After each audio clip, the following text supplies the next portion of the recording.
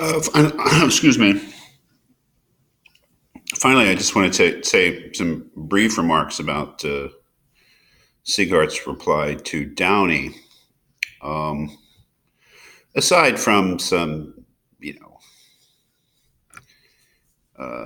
know, some other issues here, well, maybe it's worth going into them.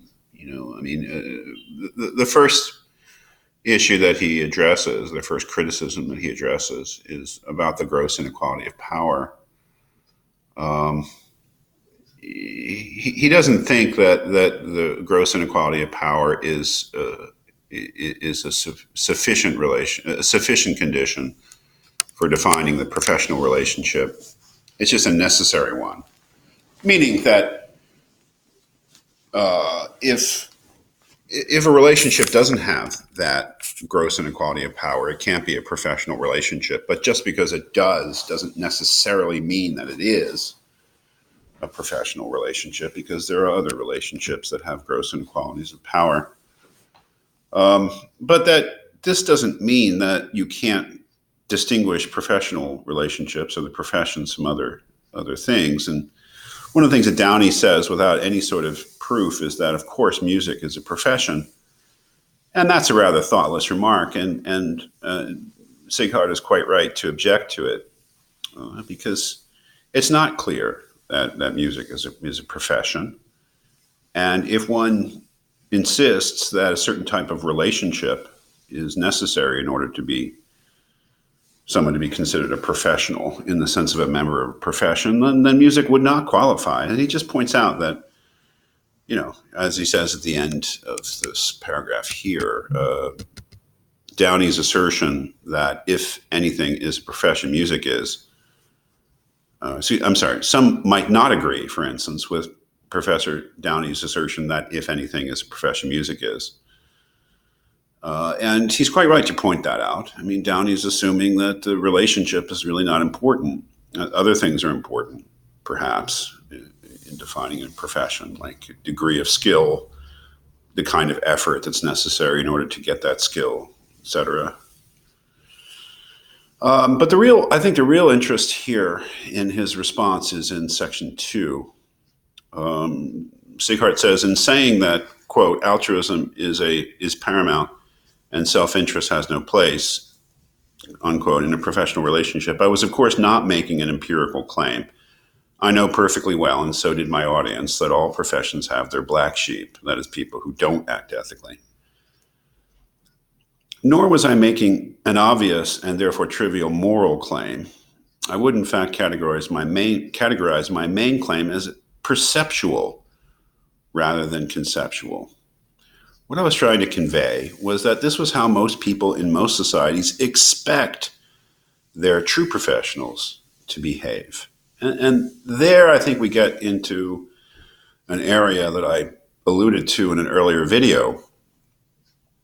And that is that the kind of things that professionals work on, the human body, people's freedom and property, the state of their souls, the kind of technology that they encounter every day, the bridges that they drive over, the products that they use, the air that they breathe, all the things that engineers have an impact on, that we expect in those areas, that people display a higher degree of care, and that profit and self-interest not be the defining issue.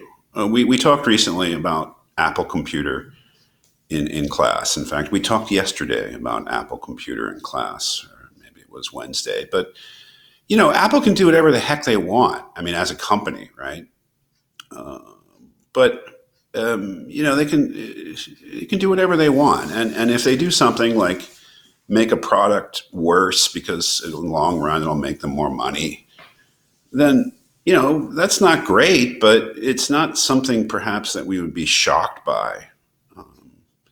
Whereas if a doctor or a lawyer or a law firm or a medical practice were to do something like that, then it is shocking. I can remember once getting an eye exam. I was worried about my eyesight, so I scheduled an eye exam. Maybe I need new prescription for my lenses, or there's something wrong with my eyes. And I went to a practice in Philadelphia, and I got my eyes checked.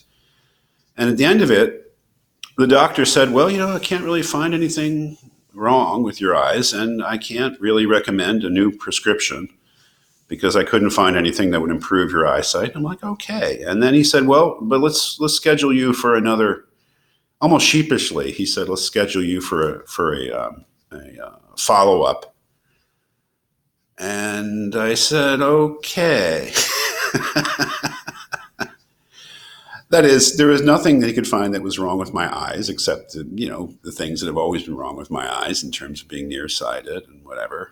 And he couldn't recommend anything that would help my vision in terms of new glasses, but he wanted to schedule a follow up, and which I didn't do because I didn't need it.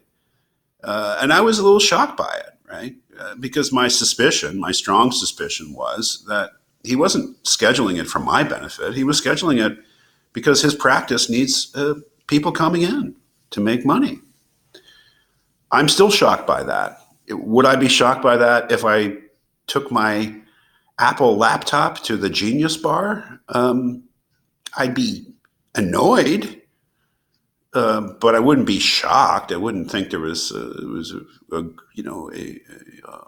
disturbing, unethical act. Is what that, I would assume that's what they do. Yeah, and caveat emptor, buyer beware. But you shouldn't have to have that caveat emptor attitude when you go to an eye doctor. You should assume that they are going to do what's in your best interest. So I think that Sieghart is absolutely right on this point, that we have a perceptual difference. We have this notion that the people who work in the traditional professions have a higher degree to do things that are in our interest rather than their own.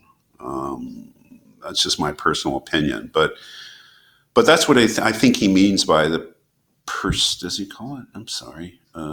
Yes, to categorize it. There's a perceptual claim that we have perceptions or assumptions or that we make about the professions, which are different than those that we make with regard to other occupations.